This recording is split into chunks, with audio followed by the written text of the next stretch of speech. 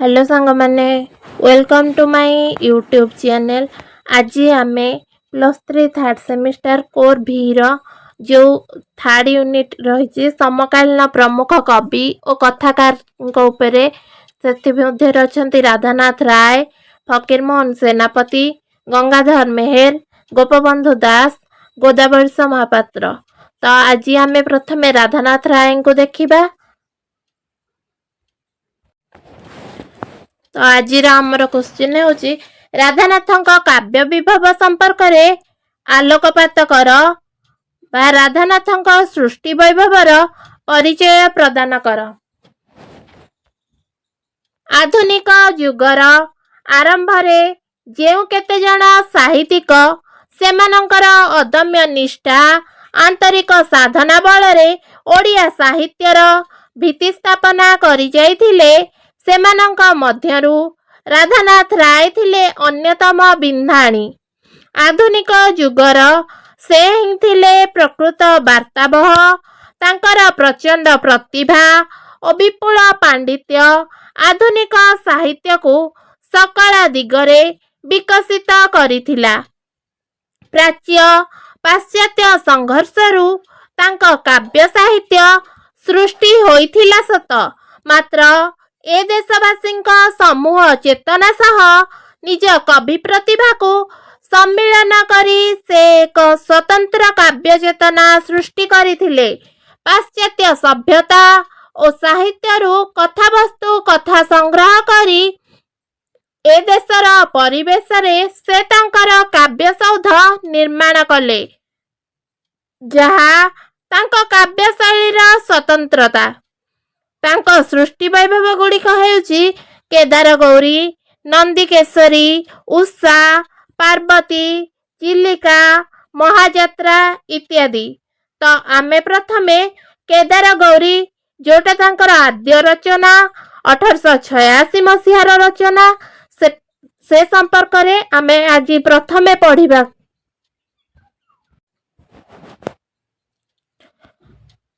कविंकर काव्य सृष्टिर आद्य संकेत थिला केदार गौरी। प्रेमिक केदार और प्रेमिका गौरीर प्रेम प्रणय और मृत्युर यह एक मार्मिक अभिव्यक्ति। तो कहार प्रेम कहानी वर्णित अछि ना केदार गौरींकर प्रेम कहानी वर्णित अछि आमर केदार गौरी काव्य रे।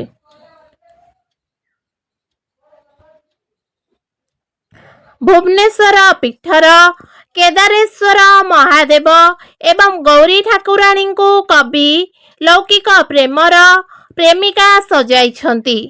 एहार मूल कहानी हेउछि पिरामिसिस ओ थीसेब। मूल कहानी बेबीलोन देशर परिवेश संगठित होइछि भुवनेश्वर रे। तो राधानाथ ए काव्यटी कहा अनुसरण रे रचना करछंती ना पिरामिसिस ओ थीसेब जोटा होछि बेबीलोनीय मूल कहानी सेटा को नेकी से केदार गौरी काव्य रचना करिछंती।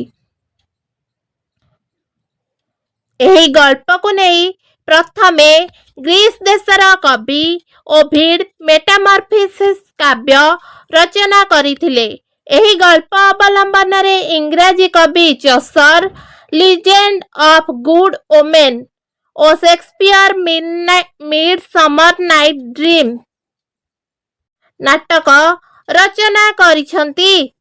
केदार गौरी काव्य ओडिया साहित्यर प्रथम वियोगात्मक काव्य भावरे स्मरणीय। परवर्ती आमे देखिबा चंद्रभागा जहाँकि तांकर 1886 मसीहार रचना। चंद्रभागा काव्यर विषय वस्तु ग्रीक कहानी स्टोरी ऑफ द लॉराल बा एप्पल एंड डाफिन कहानी रू गृहीत। तो कोथिरु आसी अछि ना ग्रीक कहानी स्टोरी ऑफ द लॉराल बा एप्पल और डाफिन कहानी रू तांकर चंद्रभागा काव्यटी से रचना करिसंती। तो एप्पल एठारे हेउचंती सूर्यदेव। एप्पल हेउचंती सूर्यदेव, क्यूपिड हेले कंदर्प एवं डाफिन हेउचंती चंद्रभागा।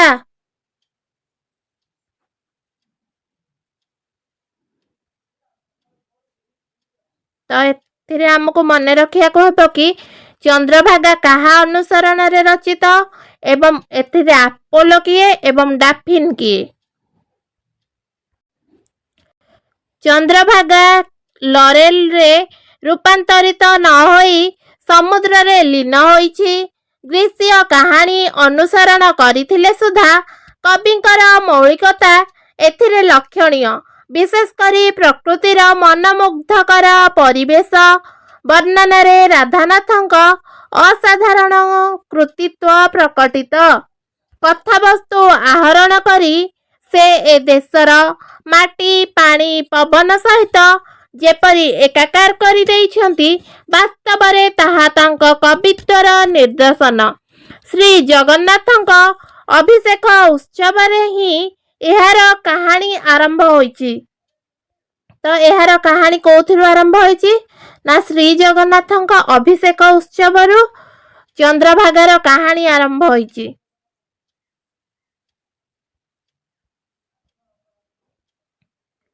ତାପରେ ଆମର ଆସିବ ନନ୍ଦିକେଶ୍ୱରୀ, ଯୋଉଟାକି ତାଙ୍କର 1887 ମସିହାର ରଚନା।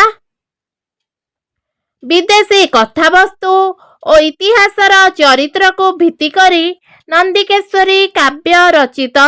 ଉତ୍କଳୀୟ ପ୍ରକୃତିର ମନୋରମ ଦୃଶ୍ୟ, ନଦନଦୀ, ପାହାଡ଼, ପର୍ବତ, କାନନ, କାନ୍ତାକ୍ଷରର ସମାବେଶ, ଉତ୍କଳର ଦେବାଦେବୀ ଆଦିର ବର୍ଣ୍ଣନାରେ ଏହି କାବ୍ୟଟି ବେଶ୍ ଉପଭୋଗ୍ୟ ହୋଇଛି।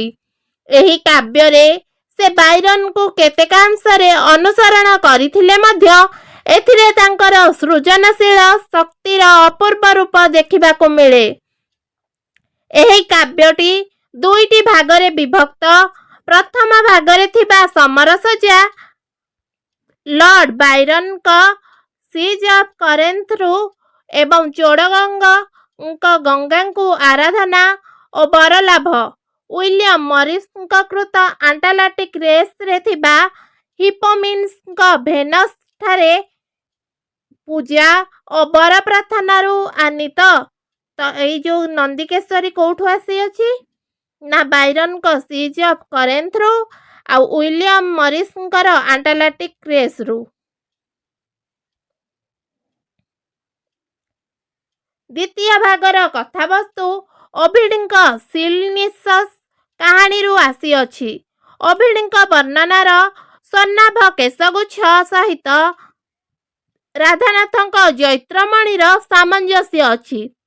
ଏହି କାବ୍ୟ ସମ୍ପର୍କରେ ବିଶିଷ୍ଟ ସମାଲୋଚକ ବେଣୁଧର ରାଉତ ଲେଖିଛନ୍ତି, କାବ୍ୟ ବିଚାର ଭଙ୍ଗୀରେ ସ୍ପଷ୍ଟ ଶିଲା କାହାଣୀ ଓ ସିଜ୍ ଅଫ୍ କରେନ୍ଥର କିୟଦଂଶ ଅବଲମ୍ବନ କଲେ ହେଁ ନନ୍ଦିକେଶ୍ୱରୀ ସତେ ଯେମିତି ଏକାନ୍ତ ନିଜର, ସ୍ୱତନ୍ତ୍ର ଏବଂ ଏକ ନୂତନ ସୃଜନ। କବି ପ୍ରତିଭା ବିଭାସିତ ଏହି କାବ୍ୟ ବୋଧହୁଏ ତାର ସମୂହ ଶକ୍ତି କାରଣରୁ ଆମର ଐତିହାସିକ ବିଶ୍ୱାସଭାଜନ ହୋଇପାରିଲା।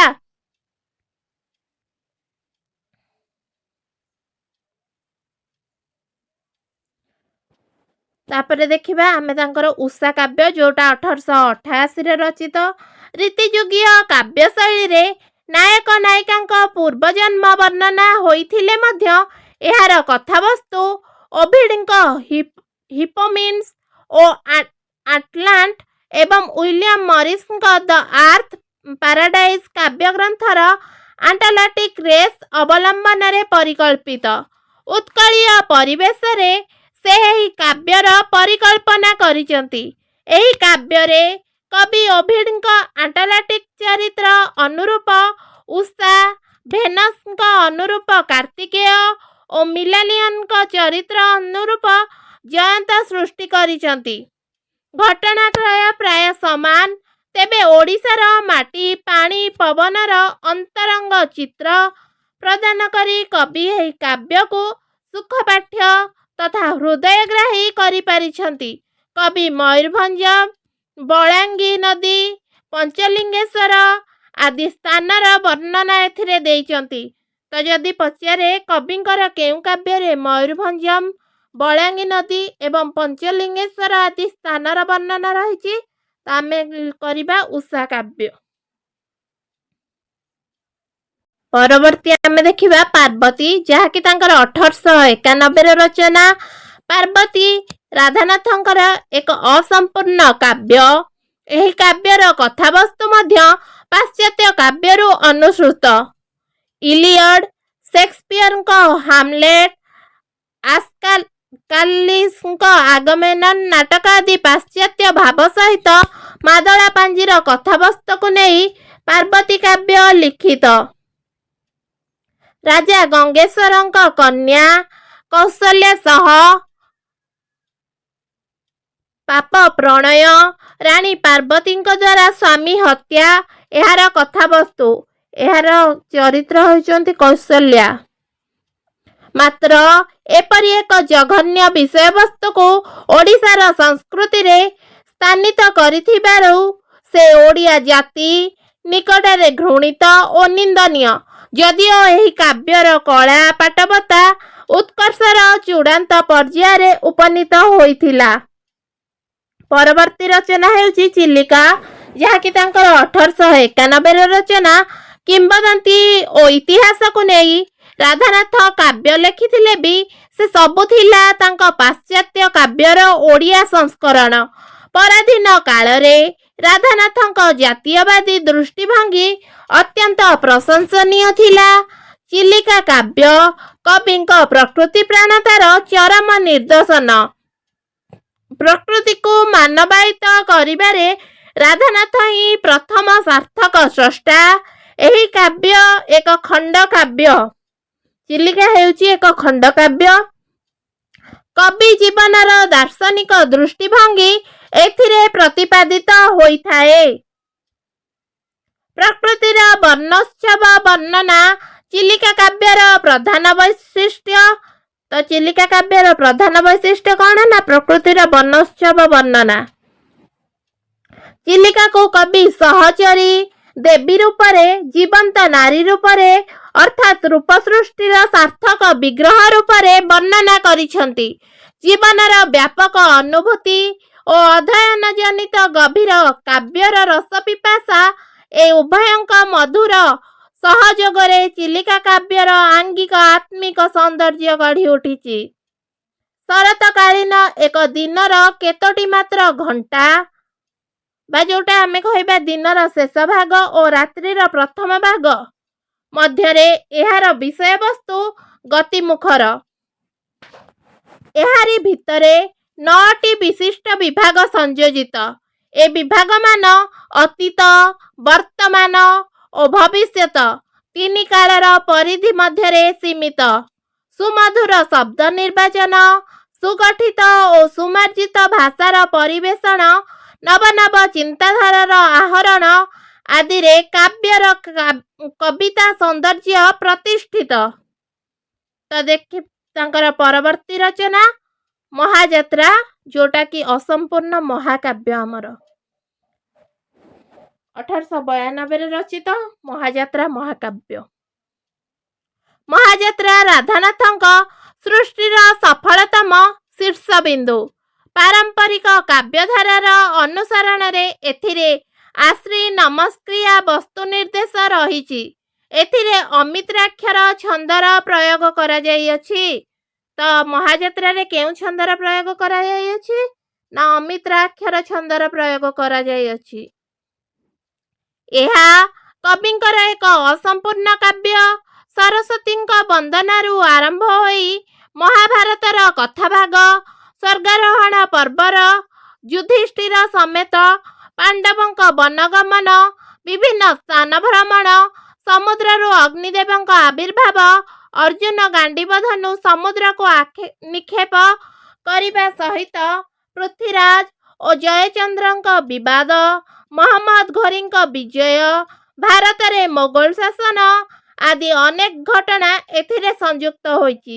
ଅତୀତରୁ ବର୍ତ୍ତମାନକୁ ଆସି ପରାଧୀନତା ବିରୋଧରେ ବିଦ୍ରୋହର ବହ୍ନି ଜାଳିବାର ପ୍ରଯତ୍ନ ଏଥିରେ କରାଯାଇଛି। ଭର୍ଜିଲଙ୍କ ଏନିଡ୍, ଦାନ୍ତେଙ୍କ ଡିଭାଇନ୍ କମେଡି, ମିଲ୍ଟନଙ୍କ ପାରାଡାଇଜ୍ ଲଷ୍ଟରେ ଥିବା ନରକର ବର୍ଣ୍ଣନା କବିଙ୍କ ମହାଯାତ୍ରାରେ ଅନୁକରଣୀୟ ଉପାଦାନ ହୋଇଥାଇପାରେ। ତାପରେ ତାଙ୍କ ପରବର୍ତ୍ତୀ ରଚନା ହେଉଛି ଯଯାତି କେଶରୀ, ଯାହା 1894-95 ମସିହାର ରଚନା। ଏହା ଏକ ପ୍ରଣୟମୂଳକ କାବ୍ୟ। ତ ଯଯାତି କେଶରୀ ହେଉଛି ଗୋଟେ ପ୍ରଣୟମୂଳକ କାବ୍ୟ। ଲୋକମୁଖର କିମ୍ବଦନ୍ତୀ ଓ ଓଡ଼ିଶାର ପ୍ରକୃତିକୁ ଆଧାର କରି ଏହି କାବ୍ୟର ସୃଷ୍ଟି। ଯଯାତିଙ୍କ ଓଡ଼ିଶା ଆଗମନ ଓ ଯାଜପୁରରେ ରାଜଧାନୀ ସ୍ଥାପନ ଏକ ଐତିହାସିକ ଭିତ୍ତି ଉପରେ କାବ୍ୟର ଶିଳ୍ପକଳା ପ୍ରତିଷ୍ଠିତ। ବଙ୍ଗଳା କବି ଭାରତ ଚନ୍ଦ୍ରଙ୍କ ବିଦ୍ୟାସୁନ୍ଦର କାବ୍ୟ ଥିଲା କବିଙ୍କର ପ୍ରଧାନ ଅବଲମ୍ବନ। ତ ଏଇଟା ହେଉଛି ବଙ୍ଗଳା କବି ଭାରତ ଚନ୍ଦ୍ରଙ୍କ ବିଦ୍ୟାସୁନ୍ଦର କାବ୍ୟ ଅନୁସରଣରେ ରଚିତ ଯଯାତି କେଶରୀ। ତାପରେ ହେଉଛି ତାଙ୍କର ଦରବାର 1894-97 ମସିହା ମଧ୍ୟରେ ରଚିତ। ଦରବାର କବିଙ୍କ କାବ୍ୟ ସୃଷ୍ଟିର ଏକ ବ୍ୟତିକ୍ରମ। ସମକାଳର ଲୋକଚରିତ୍ରର ମାନସିକ ଭିତ୍ତି ଉପରେ ଶିକ୍ଷିତ ସମାଜକୁ ଏଥିରେ ସମାଲୋଚନା କରାଯାଇଛି। ଇନ୍ଦ୍ରଧନୁ ଓ ବିଜୁଳି କଳିର ରାଧାନାଥଙ୍କ ପ୍ରତି ଯେଉଁ କଟୁ ମନ୍ତବ୍ୟ ପ୍ରୟୋଗ କରାଯାଇଥିଲା, ତାହାର ଏକ ପ୍ରତିବାଦ ରୂପେ ଏହି କାବ୍ୟର କଥାଭାଗ ପରିକଳ୍ପିତ। 1894 ମସିହା ଅଗଷ୍ଟ 29 ତାରିଖରେ କଟକର ବାରବାଟୀଠାରେ ଏକ ଦରବାରର ଆୟୋଜନ କରାଯାଇଥିଲା ଏବଂ ତା ପର ମାସ ଆଉ ଏକ ଦରବାର ଆୟୋଜିତ ହୋଇଥିଲା। ଏହି ଦରବାରରେ ଉପସ୍ଥିତ ରାଜା, ଜମିଦାର, ପଦସ୍ଥ କର୍ମଚାରୀ ବିଦେଶୀ ଭାବପ୍ରବଣତା ପ୍ରଦର୍ଶନ କରିଥିଲେ, ଅଥଚ କବିଙ୍କ ପ୍ରତି କାଦୁଅ ଫିଙ୍ଗା ଚାଲିଥିଲା। ଏହିଭଳି ଏକ ଅବସ୍ଥାରେ କବି ଦରବାର ଲେଖିଛନ୍ତି। କବିଙ୍କର ଏହା ଥିଲା ଏକ ବ୍ୟଙ୍ଗ କାବ୍ୟ। ତ ଦରବାର ହେଉଛି ଏକ ବ୍ୟଙ୍ଗ କାବ୍ୟ। ଏତଦ୍‌ବ୍ୟତୀତ କବିଙ୍କ ଉର୍ବଶୀ କାବ୍ୟ, ଓଡ଼ିଆ କବିତାବଳୀ ପ୍ରଥମ ଭାଗ ଓ ଦ୍ୱିତୀୟ ଭାଗ, ତୁଳସୀ ସ୍ତବକ, ଭାରତ ଗୀତିକା, ଦୁର୍ଯ୍ୟୋଧନଙ୍କ ରକ୍ତନଦୀ ସନ୍ତରଣ, ଭ୍ରମଣକାରୀର ପତ୍ର, ବ୍ୟାକରଣ ପ୍ରବେଶ, ମେଘଦୂତ ଅନୁବାଦ କରିଥିଲେ, ଦଶରଥ ବିୟୋଗ, ସାବିତ୍ରୀ ଚରିତ୍ର ଆଦି କାବ୍ୟ ସମ୍ଭାର ଓଡ଼ିଆ ସାହିତ୍ୟକୁ ତାଙ୍କର ଅତୁଳନୀୟ ଅବଦାନ। ସେ ମଧ୍ୟ ବିବେକୀ ଓ ଇତାଲୀୟ ଯୁବା ନାମକ ଦୁଇଟି ଗଦ୍ୟକୃତି ରଚନା କରିଥିଲେ। କେବଳ ପାଶ୍ଚାତ୍ୟ ସାହିତ୍ୟ ନୁହେଁ, କବି ମଧ୍ୟ ଅନେକ କ୍ଷେତ୍ରରେ ସଂସ୍କୃତ ଓ ବଙ୍ଗଳା ସାହିତ୍ୟର ସମନ୍ୱୟ କରି ଓଡ଼ିଆ ସାହିତ୍ୟରେ ନବଚେତନାର ସ୍ୱର ଶୁଣାଇବାରେ ସମର୍ଥ ହୋଇଛନ୍ତି।